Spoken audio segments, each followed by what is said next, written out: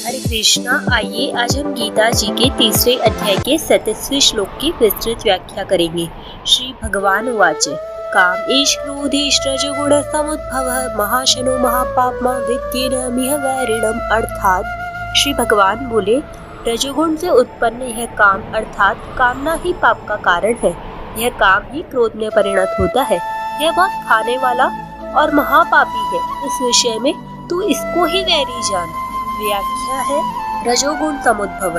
आगे 14वें अध्याय के 7वें श्लोक में भगवान कहेंगे कि तृष्णा, कामना और आसक्ति से रजोगुण उत्पन्न होता है, और यहाँ कहते हैं कि रजोगुण से काम उत्पन्न होता है। इससे समझना चाहिए कि राग से काम उत्पन्न होता है और काम से राग बढ़ता है। तात्पर्य है कि सांसारिक पदार्थों को सुखदायी मानने से राग उत्पन्न होता है, जिससे अंतःकरण में उनका महत्व दृढ़ होता है। फिर उन्हीं पदार्थों का संग्रह करने और उनसे सुख लेने की कामना उत्पन्न होती है। पुनः कामना से पदार्थों में राग बढ़ता है। यह क्रम जब तक चलता है तब तक पाप कर्म से सर्वथा निवृत्ति नहीं होती। काम ईश क्रोध ईश, मेरी मन चाही हो, यही काम है। उत्पत्ति विनाशील जड़ पदार्थों के संग्रह की इच्छा, संयोगजन्य सुख की इच्छा, सुख की आसक्ति, ये सब काम के ही रूप है। पाप कर्म कहीं तो काम के वशीभूत होकर और कहीं क्रोध के वशीभूत होकर किया गया दिखता है। दोनों से अलग अलग पाप होते हैं, इसलिए दोनों पद वास्तव में काम अर्थात उत्पत्ति विनाशील पदार्थों की कामना, प्रियता, आकर्षणीय समस्त पापों का मूल है। कामना में बाधा लगने पर काम ही क्रोध में परिणत हो जाता है। इसलिए भगवान ने एक कामना को ही पापों का मूल बताने के लिए उपयुक्त पदों में एक वचन का प्रयोग किया है। कामना की पूर्ति होने पर लोभ उत्पन्न होता है और कामना में बाधा पहुँचने पर, बाधा पहुँचाने वाले पर क्रोध उत्पन्न होता है। यदि बाधा पहुँचाने वाला अपने से अधिक बलवान हो तो क्रोध उत्पन्न न होकर भय उत्पन्न होता है। इसलिए गीता में कहीं कहीं कामना और क्रोध के साथ साथ भय की भी बात आई है, जैसे वीतराग भय क्रोधा और विगतेच्छा भय क्रोध है। यहाँ कामना संबंधी विशेष बात है कि कामना संपूर्ण पापों, संतापों, दुखों की आदि जड़ है। कामना वाले व्यक्ति को जागृत में सुख मिलना तो दूर रहा, स्वप्न में भी कहीं सुख नहीं मिलता। काम अछत सुख सपने होना ही। जो चाहते हैं वह न हो और जो नहीं चाहते वह हो जाए, इसी को दुख कहते हैं। यदि चाहते और नहीं चाहते को छोड़ दें तो फिर दुख है ही कहाँ। नाशवान पदार्थों की इच्छा ही कामना कहलाती है। अविनाशी परमात्मा की इच्छा कामना के समान प्रतीत होती हुई भी वास्तव में कामना नहीं है, क्योंकि उत्पत्ति विनाशील पदार्थों की कामना कभी पूरी नहीं होती, प्रत्युत बढ़ती ही रहती है। पर परमात्मा की इच्छा परमात्मा प्राप्ति होने पर पूरी हो जाती है। दूसरी बात, कामना अपने से भिन्न वस्तु की होती है और परमात्मा अपने से अभिन्न है। इसी प्रकार सेवा, कर्मयोग, तत्वज्ञान, ज्ञान योग और भगवत प्रेम, भक्ति योग की इच्छा भी कामना नहीं है। परमात्मा प्राप्ति की इच्छा वास्तव में जीवन की वास्तविक आवश्यकता भूख है। जीव को आवश्यकता तो परमात्मा की है, पर विवेक के दब जाने पर वह नाशवान पदार्थों की कामना करने लगता है। एक शंका हो सकती है कि कामना के बिना संसार का कार्य कैसे चलेगा। इसका समाधान है कि संसार का कार्य वस्तुओं से, क्रियाओं से चलता है, मन की कामना से नहीं। वस्तुओं का संबंध कर्मों से होता है, चाहे वे कर्म पूर्व के प्रारब्ध हो या वर्तमान के उद्योग। कर्म बाहर के होते हैं और कामनाएं भीतर की। बाहरी कर्मों का फल भी वस्तु, परिस्थिति आदि के रूप में बाहरी होता है।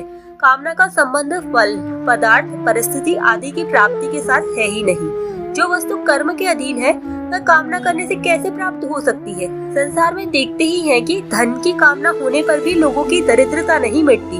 जीवन मुक्त महापुरुषों को छोड़कर शेष सभी व्यक्ति जीने की कामना रखते हुए ही मरते हैं। कामना करें या न करें, जो फल मिलने वाला है वह तो मिलेगा ही। तात्पर्य है कि जो होने वाला है वह तो होकर ही रहेगा और जो नहीं होने वाला वह कभी नहीं होगा, चाहे उसकी कामना करे या न करे। जैसे कामना न करने पर भी प्रतिकूल परिस्थिति आ जाती है, ऐसे ही कामना न करने पर अनुकूल परिस्थिति भी आएगी ही। रोगी की कामना किए बिना भी रोग आता है और कामना किए बिना भी निरोगता रहती है। निंदा अपमान की कामना न करने पर भी निंदा अपमान होते हैं और कामना किए बिना भी प्रशंसा सम्मान होते हैं। जैसे प्रतिकूल परिस्थिति कर्मों का फल है, ऐसे ही अनुकूल परिस्थिति भी कर्मों का ही फल है। इसलिए वस्तु, परिस्थिति आदि का प्राप्त होना अथवा न होना कर्मों से संबंध रखता है, कामना से नहीं। कामना तात्कालिक सुख की भी होती है और भावी सुख की भी। भोग और संग्रह की इच्छा तात्कालिक सुख की कामना है और कर्म फल प्राप्ति की इच्छा भावी सुख की कामना है। इन दोनों ही कामनाओं में दुख ही दुख है, कारण कि कामना केवल वर्तमान में ही दुख नहीं देती, प्रत्युत भावी जन्म में कारण होने से भविष्य में भी दुख देती है। इसलिए इन दोनों ही कामनाओं का त्याग करना चाहिए। कर्म और विकर्म, निषिद्ध कर्म दोनों ही कामना के कारण होते हैं। कामना के कारण कर्म होते हैं और कामना के अधिक बढ़ने पर विकर्म होते हैं। कामना के कारण ही असत में आसक्ति दृढ़ होती है। कामना न रहने से असत से संबंध विच्छेद हो जाता है। कामना पूरी हो जाने पर हम उसी अवस्था में आ जाते हैं जिस अवस्था में हम कामना उत्पन्न होने से पहले थे। जैसे किसी के मन में कामना उत्पन्न हुई कि मेरे को 100 रुपए मिल जाए, इसके पहले उसके मन में 100 रुपए पाने की कामना नहीं थी। अतः अनुभव से सिद्ध हुआ कि कामना उत्पन्न होने वाली है। जब तक 100 रुपए की कामना उत्पन्न नहीं हुई थी तब तक निष्कामता की स्थिति थी। उद्योग करने पर यदि प्रारब्धवशात तौर पर मिल जाए तो वही निष्कामता की स्थिति पुनः आ जाती है, परंतु सांसारिक सुखासक्ति के कारण वह स्थिति ठहरती नहीं और नई कामना उत्पन्न हो जाती है कि मेरे को 1000 रुपए मिल जाए। इस प्रकार न तो कामना पूरी होती है और न पूरी तृप्ति ही होती है। कोरे परिश्रम के सिवा कुछ हाथ नहीं लगता। काम अर्थात सांसारिक पदार्थों की कामना का त्याग करना कठिन नहीं है। बड़ा गहरा विचार करें कि वास्तव में कामना छूटती ही नहीं है, टिकती ही नहीं। पता लगेगा कि वास्तव में कामना टिकती ही नहीं, वह तो निरंतर मिटती ही जाती है। किंतु मनुष्य नई नई कामनाएं करके उसे बनाए रखता है। कामना उत्पन्न होती है और उत्पन्न होने वाली वस्तु का मिटना अवश्यंभावी है, इसलिए कामना स्वतः मिटती है। अगर मनुष्य नई कामना न करे तो पुरानी कामना कभी पूरी होकर और कभी न पूरी होकर स्वतः मिट जाती है। कामना की पूर्ति सभी के लिए और सदा के लिए नहीं है, परंतु कामना का त्याग सभी के लिए और सदा के लिए है। कारण कि कामना अनित्य और त्याग नित्य है। निष्काम होने में कठिनाई क्या है? हम निर्मम नहीं होते, यही कठिनाई है। यदि हम निर्मम हो जाए तो निष्काम होने की शक्ति आ जाएगी और निष्काम होने से असंग होने की शक्ति आ जाएगी। जब निर्ममता, निष्कामता और असंगता आ जाती है तब निर्विकारता, शांति और स्वाधीनता स्वतः आ जाती है। एक मार्मिक बात पर ध्यान दें, हम कामनाओं का त्याग करना बड़ा कठिन मानते हैं, परंतु विचार करें कि यदि कामनाओं का त्याग करना कठिन है तो क्या कामनाओं की पूर्ति करना सुगम है? सब कामनाओं की पूर्ति संसार में आज तक किसी को नहीं हुई। हमारी तो बात ही क्या, भगवान के बाप दशरथ जी की भी कामना की पूर्ति नहीं हुई। अतः कामनाओं की पूर्ति होना असंभव है, पर कामनाओं का त्याग करना असंभव नहीं है। यदि हम ऐसा मानते हैं कि कामनाओं का त्याग करना कठिन है तो कठिन बात भी असंभव बात कामनाओं की पूर्ति की अपेक्षा सुगम ही पड़ती है, क्योंकि कामनाओं का त्याग तो हो सकता है पर कामनाओं की पूर्ति हो ही नहीं सकती। इसलिए कामनाओं की पूर्ति की अपेक्षा कामनाओं का त्याग करना सुगम ही है। गलती यही होती है कि जो कार्य कर नहीं सकते उसके लिए उद्योग करते हैं और जो कार्य कर सकते हैं उसे करते ही नहीं। इसलिए साधक को कामनाओं का त्याग करना चाहिए जो कि वह कर सकता है। कामनाओं के 4 भेद हैं। एक, शरीर निर्वाह मात्र की आवश्यक कामना को पूरा कर दे। दूसरा, जो कामना व्यक्तिगत व न्याययुक्त हो और जिसको पूरा करना हमारी सामर्थ्य से बाहर हो उसको भगवान के अर्पण करके मिटा दे। तीसरा, दूसरों की वह कामना पूरी कर दे जो न्याययुक्त और हितकारी हो तथा जिसको पूरी करने की सामर्थ्य हम में हो। इस प्रकार दूसरों की कामना पूरी करने पर हम में कामना त्याग की सामर्थ्य आती है। चौथा, उपयुक्त तीनों प्रकार की कामनाओं के अतिरिक्त दूसरी सब कामनाओं को विचार द्वारा मिटा दे। महाशनो महापापमा। कोई वैरी ऐसा होता है जो भेंट पूजा या अनुनय विनय से शांत हो जाता है, पर यह काम ऐसा वैरी है जो किसी से भी शांत नहीं होता। इस काम की कभी तृप्ति नहीं होती। बुझे न काम अग्नि तुलसी कहूँ, विषय भोग बहु गीते। जैसे धन मिलने पर धन की कामना बढ़ती ही चली जाती है, ऐसे ही जो भोग मिलते हैं त्यों ही त्यों कामना बढ़ती चली जाती है। इसलिए कामना को महाशनः कहा गया है। कामना ही संपूर्ण पापों का कारण है।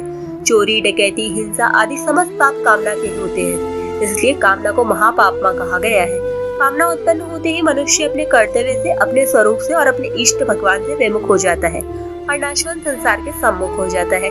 नाशवान के सम्मुख होने से पाप होते हैं और पापों के फलस्वरूप नरकों तथा नीच योनियों की प्राप्ति होती है। संयोग जन्य सुख की कामना से ही संसार सत्य व्यतीत होता है और प्रतिक्षण बदलने वाले शरीरादि पदार्थ स्थिर दिखाई देते हैं। सांसारिक पदार्थों को स्थिर मानने से ही मनुष्य उनसे सुख भोगता है और उनकी इच्छा करता है। सुख भोग के समय संसार की क्षण भंगुरता की ओर दृष्टि नहीं जाती और मनुष्य भोग को तथा अपने को भी स्थिर देखता है। जो प्रतिक्षण मर रहा है, नष्ट हो रहा है, उस संसार से सुख लेने की इच्छा कैसे हो सकती है? और संसार प्रतिक्षण मर रहा है, इस जानकारी का तिरस्कार करने से ही सांसारिक सुख भोग की इच्छा होती है। चलचित्र, सिनेमा में पके हुए अंगूर को देखने पर भी उन्हें खाने की इच्छा नहीं होती। यदि होती है तो यह सिद्ध हुआ कि हमने उसे स्थिर माना है। परिवर्तनशील संसार को स्थिर मानने से वास्तव में जो स्थिर तत्व है उस परमात्मा तत्व की तरफ अथवा अपने स्वरूप की तरफ दृष्टि जाती ही नहीं। उधर दृष्टि न जाने से मनुष्य उससे विमुख होकर नाशवान सुख भोग में फंस जाता है। ऐसे सिद्ध होता है कि वास्तविक तत्व से विमुख हुए बिना कोई सांसारिक भोग भोगा ही नहीं जा सकता। और राग पूर्वक सांसारिक भोग भोगने से मनुष्य परमात्मा से विमुख हो ही जाता है। भोग बुद्धि से सांसारिक भोग भोगने वाला मनुष्य हिंसा रूप पाप से बच ही नहीं सकता। वह अपनी भी हिंसा पतन करता है और दूसरों की भी। जैसे कोई मनुष्य धन का संग्रह करके उससे भोगों को भोगता है तो उसे देखकर निर्धनों के हृदय में धन और भोगों के अभाव का विशेष दुख होता है। यह उनकी हिंसा हुई। भोगों को भोगकर वह स्वयं अपनी भी हिंसा पतन करता है, क्योंकि स्वयं परमात्मा का चेतन अंश होते हुए भी जड़ धन को महत्व देने से वह वस्तुतः जड़ का दास हो जाता है, जिससे उसका पतन होता है। संसार के सब भोग पदार्थ सीमित होते हैं, अतः मनुष्य जितना भोग भोगता है उतना भोग दूसरों के हिस्से ही आता है। हाँ, शरीर निर्वाह मात्र के लिए पदार्थों को स्वीकार करने से मनुष्य को पाप नहीं लगता। शरीर निर्वाह में भी शास्त्रों में केवल अपने लिए भोग भोगने का निषेध है। अपने माता पिता, गुरु, बालक, स्त्री, वृद्ध आदि को शरीर निर्वाह के पदार्थ पहले देकर फिर स्वयं लेने चाहिए। भोग बुद्धि से भोग भोगने वाला पुरुष अपना तो पतन करता है, भोग्य वस्तुओं का दुरुपयोग करके उनका नाश करता है और अभावग्रस्त पुरुषों की हिंसा करता है। परंतु जीवन मुक्त महापुरुष के विषय में यह बात लागू नहीं होती। उसके द्वारा हिंसा रूप पाप नहीं होता, क्योंकि उसमें भोग बुद्धि नहीं होती और उसके द्वारा निष्काम भाव से निर्वाह मात्र के लिए शास्त्रविद क्रियाएं होती है। उस महापुरुष के उपयोग में आने वाली वस्तुओं का विकास होता है, नाश नहीं। अर्थात उसके पास आने पर वस्तुओं का सदुपयोग होता है, जिससे वे सार्थक हो जाती है। जब तक संसार में उस महापुरुष का कहलाने वाला शरीर रहता है, तब तक उसके द्वारा स्वतः स्वाभाविक प्राणियों का उपकार होता रहता है। शरीर निर्वाह मात्र की आवश्यकता महाशन है और महापापमा नहीं है, कारण कि शरीर निर्वाह मात्र की आवश्यकता कामना नहीं है।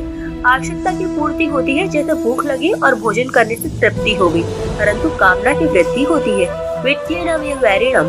यद्यपि वास्तव में सांसारिक पदार्थों की कामना का त्याग होने पर ही सुख शांति का अनुभव होता है, तथापि मनुष्य अज्ञानवश पदार्थों से सुख का होना मान लेता है। इस प्रकार मनुष्य ने पदार्थों की कामना को सुख का कारण मानकर उसे अपना मित्र और हितैषी मान रखा है। इस मान्यता के कारण कामना कभी मिटती ही नहीं। इसलिए भगवान यहाँ कहते हैं कि इस कामना को अपना मित्र नहीं प्रत्युत वैरी जानो। कामना मनुष्य की वैरी इसलिए है कि यह मनुष्य के विवेक को ढककर उसे पापों में प्रवृत्त कर देती है। संसार के संपूर्ण पापों, दुखों, नरकों आदि के मूल में कामना ही है। इस लोक और परलोक में जहाँ कहीं भी कोई दुख पा रहा है, उसमें असत की कामना ही कारण है।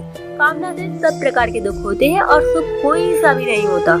यह विशेष बात यह है कि काम को नष्ट करने का मुख्य और सरल उपाय है दूसरों की सेवा करना, उन्हें सुख पहुंचाना। अन्य शरीरधारी तो दूसरे हैं ही, अपने कहलाने वाले शरीर, इंद्रियां, मन, बुद्धि और प्राण भी दूसरे ही हैं। अतः इनका निर्वाह भी सेवा बुद्धि से करना है, भोग बुद्धि से नहीं। इनसे सुख नहीं लेना। कर्मयोग में स्थूल शरीर से होने वाली क्रिया, सूक्ष्म शरीर से होने वाला चिंतन और कारण शरीर से होने वाली स्थिरता, तीनों ही अपने लिए नहीं है, प्रत्युत संसार के लिए है।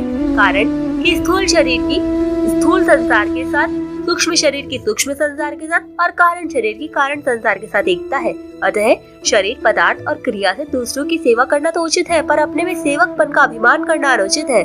सूक्ष्म शरीर से परहेज चिंतन करना तो उचित है, पर उससे सुख लेना अनुचित है। कारण शरीर से स्थिर होना तो उचित है, और स्थिरता का सुख लेना अनुचित है। इस प्रकार सुख न लेने से फल की आसक्ति मिट जाती है। फल की आसक्ति मिटने पर कर्म की आसक्ति सुगमता पूर्वक मिट जाती है। मेरा आदेश चले, अमुक व्यक्ति मेरी आज्ञा में चले, अमुक वस्तु मेरे काम आ जाए, मेरी बात रह जाए, ये सब कामना के ही स्वरूप है। उत्पत्ति विनाशील असत संसार से कुछ लेने की कामना महान अनर्थ करने वाली है। दूसरों की न्याययुक्त कामना, जिसमें दूसरे का हित हो और जिसे पूर्ण करने की सामर्थ्य हम में हो, को पूरी करने से अपने में कामना के त्याग का बल आ जाता है। दूसरों की कामना पूरी न भी कर सके तो भी हृदय में पूरी करने का भाव रहना ही चाहिए। तादात्म्य, अहमता, अपने शरीर को मानना, ममता, शरीर आदि पदार्थों को अपना मानना और कामना, अमुक वस्तु मिल जाए ऐसा भाव, इन तीनों से ही जीव संसार में बंधता है। तादात्म्य से परिच्छिन्नता, ममता से विकार और कामना से अशांति पैदा होती है।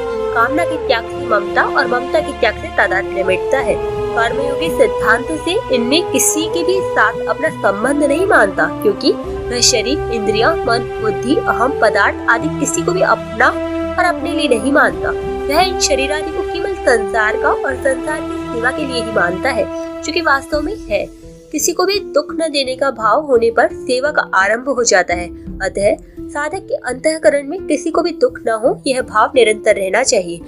भूल से अपने कारण किसी को दुख हो भी जाए तो उसे क्षमा मांग लेनी चाहिए। वह क्षमा न करे तो भी कोई डर नहीं, कारण कि सच्चे हृदय से क्षमा मांगने वाले की क्षमा भगवान की ओर से स्वतः होती है।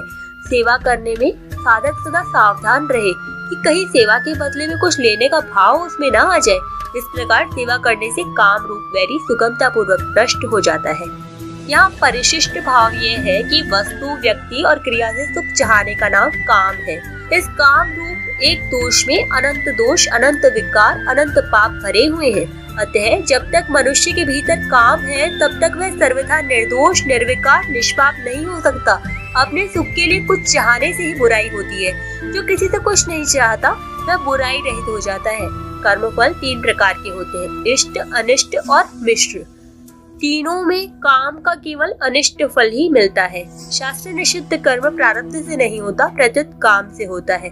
प्रारब्ध से फल भोग के लिए कर्म करने की वृत्ति तो हो जाएगी, पर निषिद्ध कर्म नहीं होगा, क्योंकि प्रारब्ध का फल भोगने के लिए निषिद्ध आचरण की जरूरत ही नहीं है।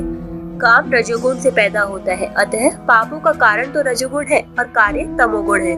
सभी पाप रजोगुण से पैदा होते हैं। यह पाप है ऐसी जानकारी होने पर भी मनुष्य पाप में प्रवृत्त हो जाता है। अतः इस जानकारी का प्रभाव आचरण में न आने का कारण क्या है, इसका विवेचन भगवान आगे के 2 श्लोकों में करते हैं, जिसकी व्याख्या हम कल करेंगे। हरे कृष्णा, राधे राधे।